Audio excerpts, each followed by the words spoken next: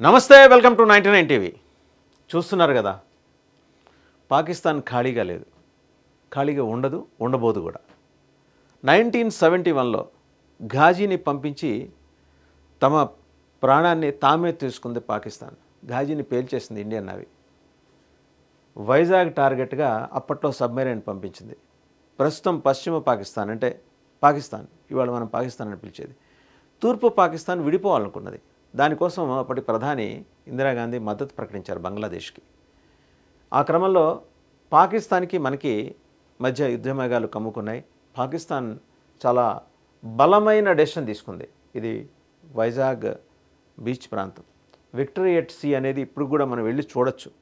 అక్కడే ఘాజీని పేల్చేశారు. పాకిస్తాన్ నేవల్ సర్వీస్కి చెందిన ఘాజీ అనే సబ్మెరైన్ని పేల్చేశారు. అందులో 10 మంది అధికారులు ఉన్నారు, ఇంకా చాలామంది సిబ్బంది ఉన్నారు. ఎలాంటి కుట్ర పన్నిందంటే ఆ రోజున పాకిస్తాన్ విశాఖపట్నంలో ఉన్న వైటల్ ఇన్స్టాలేషన్స్, ఈరోజు హెచ్పిసిఎల్ అని పిలిచేవాళ్ళం, అప్పట్లో వేరే పేరుతో ఉండేది, దాన్ని పేల్చేస్తే ఆ విశాఖపట్నం ప్రాంతం అంతా 1971లో మొత్తం ధ్వంసం అయిపోతుంది, మొత్తం క్యాప్చర్ చేయొచ్చు. అలాగే పోర్టుని పేల్చేయాలనుకుంది. దీనికోసం ఏంటంటే ముందర అసలు ఈ ఫైటర్ జెట్స్ని, ఫైటర్ ఎయిర్ క్రాఫ్ట్స్ని క్యారీ చేస్తున్న ఐఎన్ఎస్ విక్రాంత్ ఆల్రెడీ విశాఖపట్నం తీరానికి వచ్చింది. వచ్చినప్పుడు దాన్ని పేల్చేయాలని కుట్ర చేశారు. ఇన్ఫర్మేషన్ అందింది both army and air force ఇద్దరికి, and they work together, Indian army and Indian air force they work together 1971లో చేసి పిఎన్ఎస్ ఘాజీని వాళ్ళు పేల్చేశారు.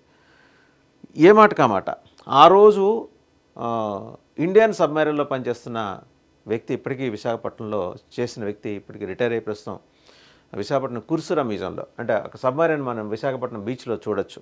అది డీకమిషన్ అయిన తర్వాత దాన్ని బయటికి తీసుకొచ్చి జనాలకు తెలియచెప్పడం కోసం, సందర్శకుల కోసం ఉంచారు. అతను చెప్పిన వివరాల ప్రకారం ఏంటంటే ఈ సబ్మెరైన్ పిఎన్ఎస్ ఘాజీ అంటే పాకిస్తాన్ నేవల్ సర్వీస్, ఘాజీ అనేది సరే వాళ్ళు దానికి పెట్టుకున్న పేరు, కాల్టెక్స్ని పేల్చేయాలి. కాల్టెక్స్ అంటే ఇప్పుడు హెచ్పిసిఎల్, అప్పట్లో దాని పేరు. అది పేలిస్తే నగరం మొత్తం ఏమవుతుంది, విశాఖపట్నం అసలు మిగలదు. కనీసం ఒక 50 నుంచి 70 కిలోమీటర్ల పరిధిలో. రేపు ఉదయం సూర్యుడిని మేము చూస్తామనే అనుమానం మాకు కలిగిందని అతను గుర్తు చేసుకున్నాడు, ఆ ఫణిరాజ్ అనే ఒక ఉద్యోగి. ఇది 1971 డిసెంబర్ 4వ తేదీన జరిగింది. మొత్తానికి ఘాజీ ఎంట్రీని విక్రాంత్ పసిగట్టింది. INS Vikrant, Indian naval service, పెద్ద ఫ్లీట్ అది. దాంట్లో fighter jets, fighter aircrafts and what not everything ఉంటాయి. సో వాళ్ళు గుర్తుపట్టి సాయంత్రం, అంటే అప్పటికే ఏంటంటే జనరల్గా యుద్ధం జరిగేప్పుడు సాయంత్రం పూట దీపాలు వెలగనిచ్చేవాళ్ళు కాదు, వెనకటి సంప్రదాయమే. ఎందుకంటే శత్రు దేశానికి ఇక్కడేదో జనావాసాలు ఉన్నాయి, లేకపోతే ఇళ్ళు వాకిళ్ళు ఉన్నాయనే ఇన్ఫర్మేషన్ తెలియకూడదు. అప్పట్లో అది సంప్రదాయంగా ఉండేది. యుద్ధం జరిగిన అన్ని రోజులు కూడా, అంటే ఎప్పటి నుంచి తీసుకుని నవంబర్ 30 నుంచి డిసెంబర్ 16 వరకు 16 రోజులు యుద్ధం జరిగింది. అయితే విశాఖపట్నంలో సముద్రంలో యుద్ధం గెలిచింది. ఇది నిజంగా, అందుకని విక్టరీ ఎట్ సీ అని పెట్టి అక్కడ ఒక స్మారక చిహ్నం కూడా కట్టారు. ఎలా అంటే ఆ రోజు గనక మనం చూస్తే తూర్పు నౌకాదళం రంగంలోకి దిగింది. అంటే ఇప్పుడు ఈస్టర్న్ నేవల్ కమాండ్ అంటున్నాం, Vizag eastern naval command, ENC, వాళ్ళు రంగంలోకి దిగేసరికి డిసెంబర్ 4 ఉదయం సమయానికి పాకిస్తాన్ నేవీ వార్ ఎస్టాబ్లిష్మెంట్ని సగం పైగా నాశనం చేసింది. పాకిస్తాన్ నేవీ అని తక్కువేమీ, వాళ్ళ సామర్థ్యాన్ని మనం ఇక్కడ తక్కువ అంచనా ఎక్కలేదండి. శత్రుదేశం చిన్నదే కావచ్చు కాక, బట్ వాళ్ళ దగ్గర కూడా ఆ రోజుకి అధునాతన టెక్నాలజీ ఉంది. నేవల్ ఎస్టాబ్లిష్మెంట్స్ని చాలా నాశనం చేసింది. అంటే వాళ్ళ ఎయిమ్ కాల్టెక్స్, అది ధ్వంసం చేస్తే విశాఖ ఉండేది కాదు, ఈరోజు మనకు మిగిలేదు కాదు. ఒక హిరోషిమానో ఇంకో నాగసాకి మాదిరినో అయి ఉండేదేమో. అప్పటికి అణుబాంబులు లేవు కానీ, అంటే ప్రయోగించలేదు కానీ. సరే, డిసెంబర్ 4 దాన్ని కూల్చేశారు. ఆ టైంలో ఎవరున్నారంటే దాంట్లో మొత్తం జఫర్ మొహమ్మద్ అని టీమ్ కమాండర్, ఆయన ఆధ్వర్యంలో 10 మంది ఆఫీసర్సు, 80 మంది సైనికులు దాంట్లో ఉన్నారు ఘాజీలో. దీన్ని భారత సముద్ర జలాల్లోకి ప్రవేశించిన తర్వాత దీని మీద ఐఎన్ఎస్ రాజ్పుత్ అటాక్ చేసింది. విక్రాంత్ ఇక్కడే ఉంది, కాస్తూ కోస్టుని కాపలా కాస్తూ. ఐఎన్ఎస్ రాజ్పుత్ ఇంకా అనదర్ బిగ్ ఫ్లీట్ కలిగి ఉన్న ఒక పెద్ద వార్షిప్, దాన్ని ధ్వంసం చేసింది. ఇప్పటికి కూడా అంటారు ఘాజీ శిథిలాలు ఇప్పటికే సముద్రంలో ఉన్నాయి. ఎవరన్నా టైటానిక్ సినిమా చూసిన వాళ్ళు అలాంటి వాళ్ళు ఏదైనా ప్రయత్నం చేస్తే వాటిని పైకి తీయచ్చేమో. కానీ మనం ఒకటి గుర్తుపెట్టుకోవాలి, వాళ్ళు వాళ్ళ దేశం కోసం ప్రాణత్యాగం చేయడానికి వచ్చారు. సో దొరికిన వాళ్ళందరికీ ఏంటంటే వాళ్ళ సంప్రదాయం ప్రకారం ఖననం చేశారు వైజాగ్లో. భారత ప్రభుత్వం ఆనర్ ఇచ్చింది. పాకిస్తాన్కి ఆ మర్యాద తెలియదు అనుకోండి. వాళ్ళ సైనికులు చనిపోతేనే బార్డర్లో పడేసి వెళ్ళిపోయే దుర్మార్గమైన సైనిక పాలన ఉన్న టెర్రరిస్ట్ దేశం పాకిస్తాన్. వాళ్ళ సైనికులు వాళ్ళు కూడా వాళ్ళ దేశం కోసం పోరాడారు. వాళ్ళేమి వ్యక్తిగతంగా ఇక్కడున్న యువతల బార్డర్కి యువతల వాళ్ళ మీద వాళ్ళకేం శత్రుత్వాలు లేవు. యూనిఫామ్ వేసుకున్నారు కాబట్టి పోరాడారు. చనిపోతే వేల మంది సైనికుల్ని వదిలేసి వెళ్ళిన దరిద్రపు గొట్టు చరిత్ర పాకిస్తాన్ది. సరే, మళ్ళీ ఇక్కడికి వస్తే ఆ రోజు యుద్ధం గెలిచిన తర్వాత డిసెంబర్ 16వ తారీఖు 90,000 మంది పాకిస్తాన్ సైనికులు అధికారులతో కలిసి పాకిస్తాన్ లెఫ్టినెంట్ కల్నల్ నియాజీ భారత సైన్యం ముందు లొంగిపోయారు. సరే, తర్వాత వాళ్ళు మళ్ళీ యుద్ధ ఖైదీల మార్పిడిలో భాగంగా వాళ్ళకి ఇచ్చేశారు. ఇది స్థూలంగా ఘాజీ గురించి, ఘాజీ కూల్చివేత గురించి. INS Vikrant and INS Rajput ఏం చేశారు. మళ్ళీ వాళ్ళ వైజాగ్ గురించి ఎందుకు మాట్లాడుకుంటున్నాం అంటే, మళ్ళీ అదే ప్రాంతంలో వైజాగ్ని టార్గెట్ చేసి పాక్ సబ్మెరైన్లు ఇటు వస్తున్నట్టు సమాచారం అందింది భారత నావికా దళానికి. 71 ఎక్కడ, 2025 ఎక్కడ ఒకసారి చూసుకుంటే దాదాపు 54 ఏళ్ల పైచులకు జరిగింది. ఆ రోజుల్లోనే ఘాజీని ఏం కాకుండా కూల్చేసినప్పుడు ఈరోజు సాధ్యం కాదా? అసలు పాకిస్తాన్ ఎందుకు సబ్మెరైన్లు పంపించాలనుకుంటుంది? సింపుల్, సబ్మెరైన్లు పంపేయటం అనేది అంతర్జాతీయ జలాల్లో వాళ్ళు ఎలా తిరిగినా ఎవడో అడ్డుకోరు. But there are certain limitations, కొన్ని నియమ నిబంధనలు ఉంటాయి.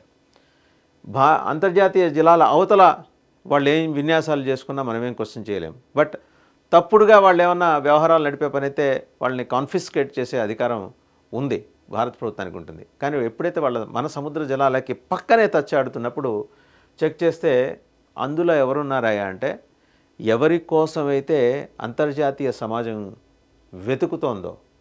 మొన్న ఒక ప్రకటన చేశారు చూడండి ఆయన, హఫీజ్ సయ్యద్. అగర్ తుమ్ పానీ నహీ దేయే తో హమ్ తుమ్కా శ్వాస కట్ కర్ దేంగే అన్నాడు కదా, ఆయన ఉన్నట్ట. ఇది రా నుంచి, ఐబీ నుంచి అండ్ అలాగే లోకల్ ఇంటెలిజెన్స్ నెట్వర్క్స్ నుంచి ఇండియన్ నేవీకి, సబ్సిక్వెంట్గా ఈస్టర్న్ నేవల్ కమాండ్కి అందిన సమాచారం. అప్రమత్తం అయిపోయారు. ఎందుకు వస్తున్నాడు హఫీజ్ సయ్యద్? ఎందుకంటే కాశ్మీర్ చుట్టుపక్కల తిరిగితే మట్టు పెడుతుంది కాబట్టి భారత సైన్యం. ఇక్కడ కొంత రిలాక్స్ అవ్వచ్చు. ఇక్కడికి వచ్చి ఆల్రెడీ మారువేషంలో వస్తున్నట్టు ఆయన కనిపించే ఆ తలపాగా, గడ్డం, ఈ వేషధారణ తీసేసి మారువేషంలో వస్తున్నట్ట.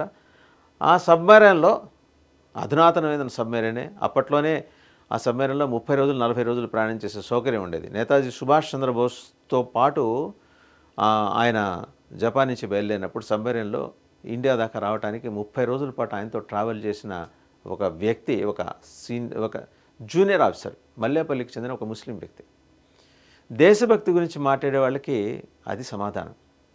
అలాగే దేశభక్తి గురించి క్వశ్చన్ చేసే వాళ్ళకి ఒక మాట చెప్పాలి, షోయబుల్లా ఖాన్ గురించి చదువుకున్నారా? వీళ్ళందరి గురించి చదువుకోండి. అలాగే కృష్ణదేవరాయలు సామ్రాజ్యంలో కమాండర్స్ ఇన్ చీఫ్గా పనిచేసిన వాళ్ళు ముస్లిమ్స్ ఉన్నారు. ఛత్రపతి శివాజీ మహారాజ్ దగ్గర పనిచేశారు. వాళ్ళ లాయల్టీస్ వాళ్ళ దేశం వైపు ఉన్నాయి. అందరూ ఔరంగజేబులే ఉండరు. ఔరంగజేబులు 2-3 ఉంటారు.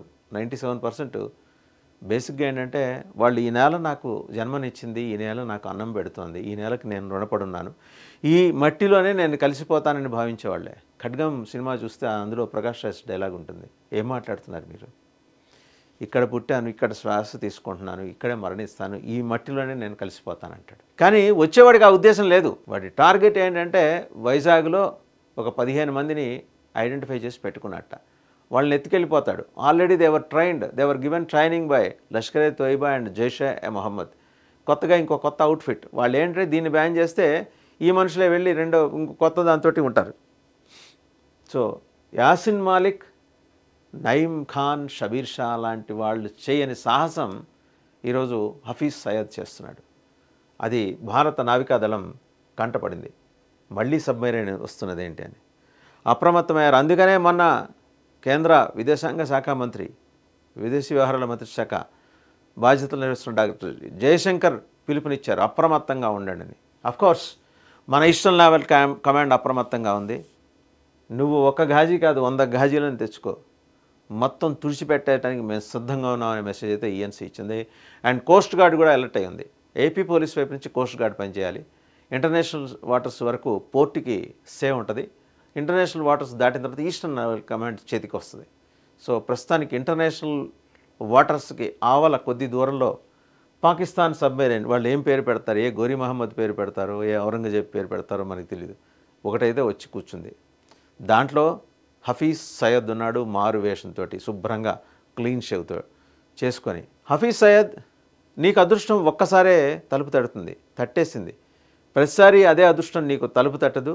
బీ కేర్ఫుల్, భారత్తో పెట్టుకోవద్దు.